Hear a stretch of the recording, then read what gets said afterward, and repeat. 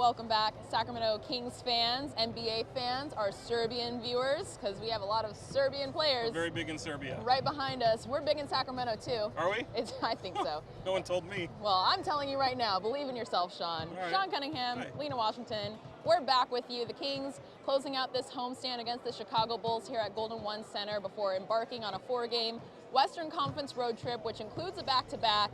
And to get another win under their belt before taking on teams like, I don't know, the Spurs, the Mavericks, all of them, you know, I think it would be a big boost for this squad. You get the Portland Trail Blazers, who you're almost done with. Yeah. Before, I mean, okay, we're doing this on December 2nd against the Bulls right now, but December 2nd, I can't think of a time where you've had you've gone up against a conference rival 3 times, and you have 3 of the 4 times done before January. Right. That's crazy. Yeah. But yeah, you got that, and those games have been exciting. And then you get the Texas Triangle, as I like to call it. Yep. Houston, Dallas, San Antonio. Yeah, I mean, it's interesting that the Kings have had a lot of 4-game trips. Like it's all 4-game, and you look at it, and it's not super long. It's not all that, all that tough usually, but if you can split those, that's kind of what Luke Walton's kind of hoping for. Right. And tonight would be a big boost if you can get one over the lowly Bulls. And these are those trap games that worry people, right? Like right. You come into a team, they played very well against upper echelon opponents. They haven't taken those other opponents lightly like they have in years past. Sure. That could change tonight. The last game of a homestand, I can't wait to see what they got in store for the Bulls, because this is a big game. They need this. They need this. And a lot of people were actually, Denver fans were referencing that game against the Nuggets on Saturday as a trap game for them, because they beat the Nuggets in overtime, yeah. which was another big performance for this team. We've seen how they competed against the Lakers, against the Celtics, splitting that regular season series 1-1, losing in Boston. But this team has responded to some of the upper echelon squads, and they're down 2 starters, 2 lottery picks. So the way that Luke Walton's team is kind of stepping up in that next man up mentality has been pretty impressive. Yeah, and he's been impressed with it. He said so just moments ago, how maybe it hasn't exceeded the expectations the way the team is going to play, but certainly he's impressed with the togetherness of this team, the next man up mentality. Mm-hmm. And you mentioned that Denver game. They've gotten Denver twice, and the weirdest part of that game, aside from the most recent one, okay, you're down 17 at half. Yep. You rally to come back, force overtime. You don't have a lead until overtime. Until That's that final crazy. period, right. That's unbelievable. Hi, Rashawn Holmes. Yeah, Rashawn Holmes is going to go sign some fans. We Yeah. got fans from Japan out here in Sacramento. That's We got impressive. some, diehards that we see every time we're out here on the court. They know our name. I feel like I'm special, you know. Should. You are special. I'm very special. My mom tells me so too. Yeah, well, that's good. And the other part of that is, not to take anything away from it, but what is up with, the Joker? Nikola Jokic looks absolutely terrible. He did not show up. I mean, in both, it's not just that game. I mean, he was bad in the first game right. here.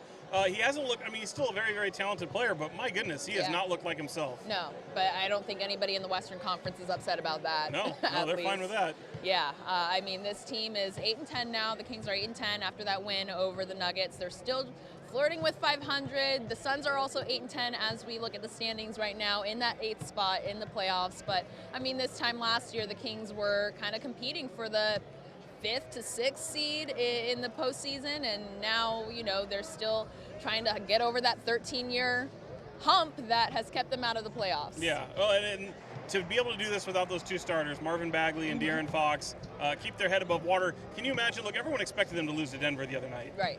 They didn't. But can you imagine? You're coming into this game with Chicago, a lowly opponent, 8-10, 2 games below 500. Can you imagine if you're 3 games under 500 coming into this game? It puts so much more pressure on this game before you go on this 4-game trip, which could just as easily be an 0-4 trip. Absolutely. I don't expect it to be an 0-4 trip. I don't think Luke Walton's team expects it to be a 0-4 trip, but these guys are thinking, hey, by the end of the week, we could be back at 500. Yeah, absolutely. I personally think they go 1-3 on the trip. Just looking at the way that some of these teams are playing. I saw Luka in person in Phoenix last week, and woo, he is the truth. I'm not going to say anything to the front offices in Phoenix or right here in Sacramento, but man, that kid is killing it this season. There is so much talk. It continues to be. And really, I think the people just on social media make it louder. I don't think really, if you take a poll of people in this building, I think they're happy with the way their Kings are looking, at least for their future. Now, if you say, hey, Luka Doncic, people have to understand, Luka Doncic goes to Dallas, kicks Dennis Smith out of town because he's now your point guard. something could have very similarly happened here had he come to Sacramento. That's true. Instead of Marvin Bagley, and here you are with De'Aaron Fox. The reason they didn't go with Luka Doncic isn't because of a problem with the father. Let's get that out of the way. Wow. As a report was out there. That has nothing to do with it. It happens to be that they like the fact that they love Marvin Bagley more, and the fact that you can pair him with someone like De'Aaron Fox. Right. The duo of those two is something that was so attractive, also in the wake of losing a guy like DeMarcus Cousins 2 seasons ago. Right. Well, Big Bob has some fans. Big there Bob. You are. Yeah, of course he has some fans. We got, who is this? Dwayne Dedman still warming up. Marvin Bagley is actually right behind us with Coach Roy Rana over there. And so he's inching his way back to recovery. Of course, he injured his thumb, fractured his thumb in that season opening loss in Phoenix, but he's coming up on his 6-week evaluation at the end of the week. And as we heard Coach Luke Walton say, they're ready for him to come back, but they're worried about tonight. You know, I spend time planning for when that happens, but our focus and energy is all going into tonight's game. And then, you know, when we get later into the week, if we get them back, then we'll put that plan into place. But we're not going to start. We're not going to start overthinking that now. We'll be ready for it when it happens, whenever that is. And like I've said the whole time, if he's still not ready, then we're not going to rush him. And hopefully he is. We can't wait to get him back.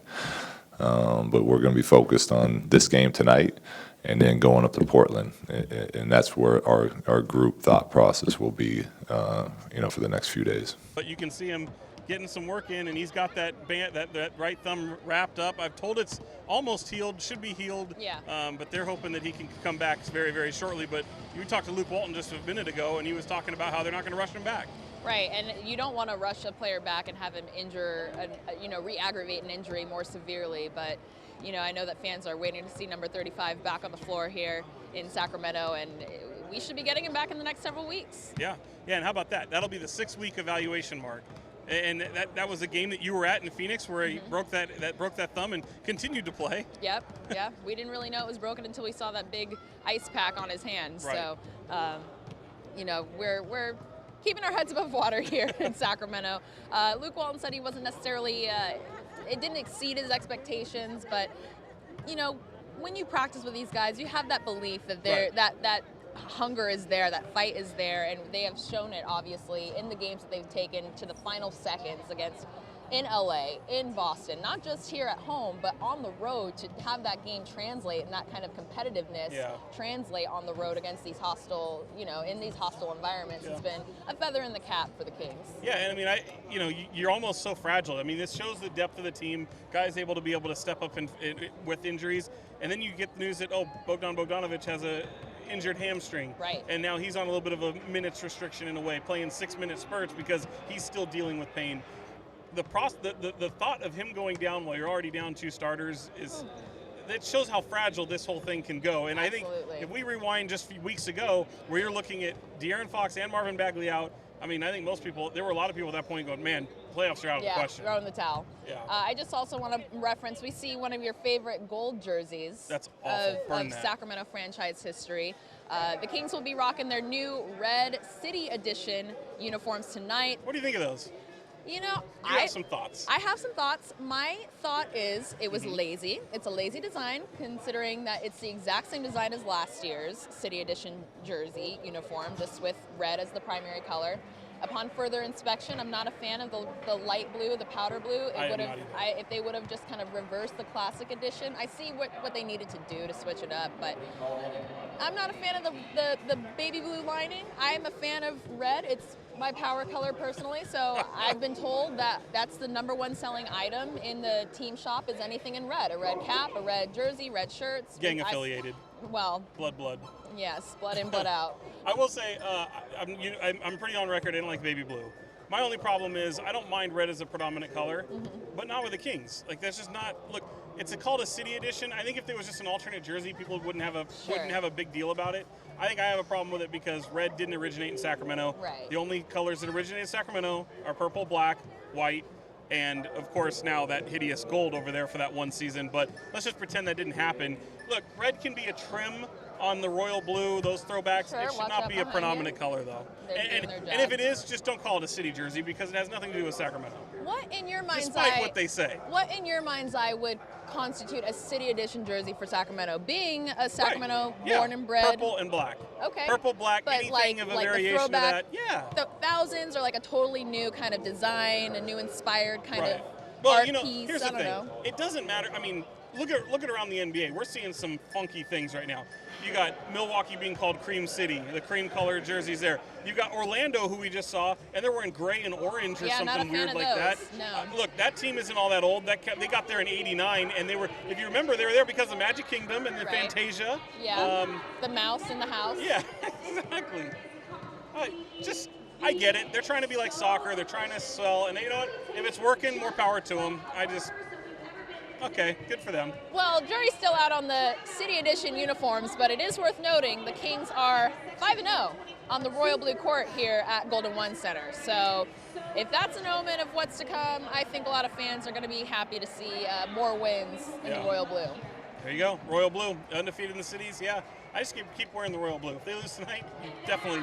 We'll know. Well, they won in the red. They did so against the Nuggets. We got to third keep best that team in in the league. mind. Got to keep that in mind. Yeah. All right. Another big thing the Kings are doing, obviously, with the holiday season, we have a lot of stories and content from.